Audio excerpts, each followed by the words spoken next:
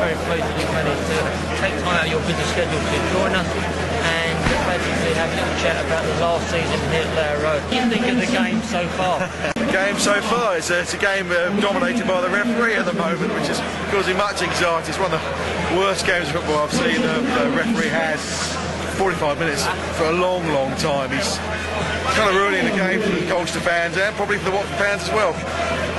Colchester doing very well getting 2-0 up front, I thought.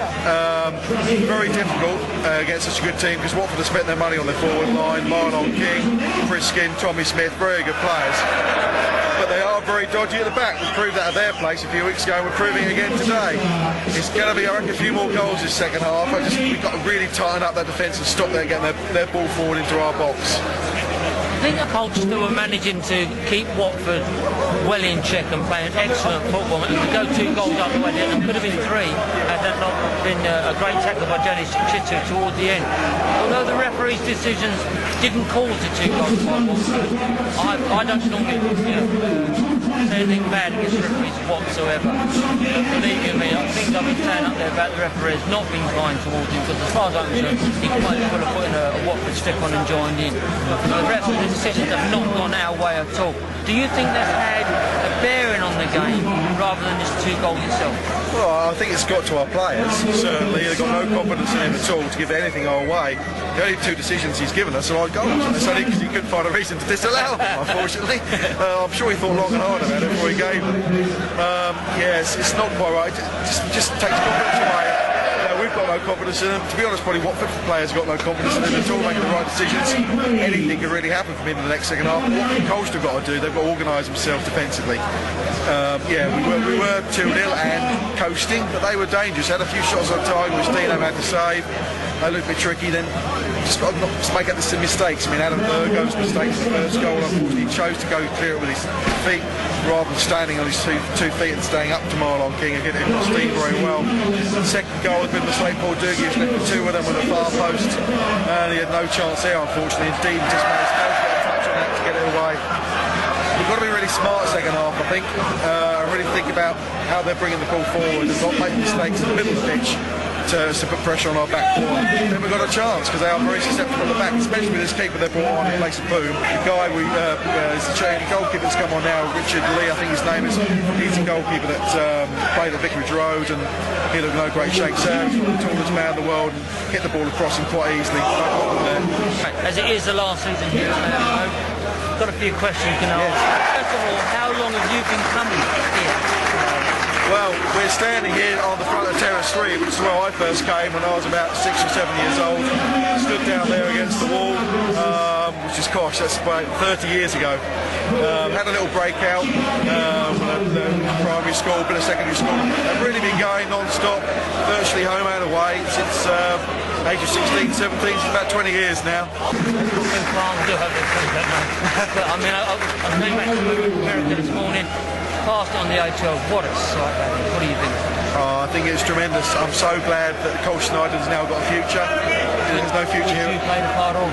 Well, you know, yeah, agreed, but everyone has, and previous chairmen, and it's all the committee and all the fans as well. And the club, 125 million% behind the club. They've worked really hard for this on very limited resources. The community stadium's impressive. It's a fantastic site, and it's eye-catching from the A12. The amount of work they're putting into it so quickly is amazing. Time next year we'll be there. We've got to really work hard to make it a special place for Colchester fans. What are your favourite memories of Lower Road? Memories, it's really, I think the biggest memory here was for me, was the victory and the conference. Coming out of the conference, because that was such a low point for the club and the fans. It went really well. The support we had was packed in like rafters and Terrace 3 behind me here. And winning that game, I think the last game against Barrow, like 5-0. Everyone's looking for other results elsewhere. It was a fantastic experience. You all kind of squeezed in. It's so good. Well, I've only recently joined the commentary team here at Hospital Radio Colchester. So my memories are very few compared to yours. Just to hear the fans talk about where now, and indeed where the fans are now, you must have come a hell of a long way over a long period of time. Did you ever think this was going to happen? I can't always believe when 10 years ago when the first plans for the stadium and what the future of the football club is going to be made to the fans, I thought then, yes, it's going to happen. It's going to happen. The stadium's taken time, 10 years to come. It's brilliant when it's going to be here.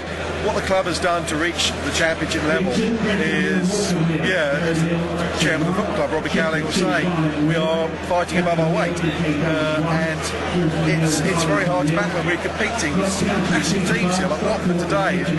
Every team in this league has got the resources and the background that is beyond fighting and competing hard. And that's the key. We had a very good season last season, a bit of a honeymoon season. Now we're in a battle. But I think it's fantastic that Robbie's on board with the club, putting monies in and really provide the finances to get the right players like Teddy Sheringham here, and he's not starting tonight, but hopefully we'll be back again against Cardiff on Saturday. I think it's tremendous, and long may it continue. We must stay up, day up. Who's your favourite player to have graced If I had to pick my all-time favourite player, is in fact Mark Kinsella. What he was 16, 17, young, scrawny Irish lad, and his ability on the ball. I can remember him anywhere around the outside the box, like Mark Yates today really. He could strike the ball into any corner of the net, free kick. He just won every tackle. He was so full of energy and engine like no one's business. He was brilliant to watch, and I went on to Charlton and Ireland. Lamano, I got to know Lamano pretty well outside of football. A really nice guy, top man, and a real entertainer. He just loved to play football, entertain, and really meet people on the pitch. They're the two for me, to be honest. There are others who race the pitch who have been excellent in my eyes, and there are several out there today. I think of top-notch Carl Dugan, for example. The service he's given to the club. Really applauded. Where are you in the ground? How long have you been there? Well, I've been at Terrace 3 where we're standing now, which is right by the main entrance for all my life really, but unfortunately this season I'm sitting behind the goal at the far end, purely because I get in rather than being crammed in here at the last minute, which is very hard to do, but I'm behind the goal now, which is a bit of a culture shock for me. So you're getting used to it slowly. Yes. It's time to move again. Okay. What will you miss the most? Sitting down now, I'll miss the option to watch football. I know it's not a done thing, the Taylor report and all the regulations that go on, but I really miss the ability to have the freedom to better stand up and move around, and just it creates a bit more atmosphere, I think, in my opinion. The fans enjoy it, and what happened all those years ago was horrific and terrible, but it shouldn't happen this day and age, and serious thought should be given about changing that. But that's what I miss, the ability to stand up and watch football. Well, thank you very much indeed. Pleasure, for taking the time to come and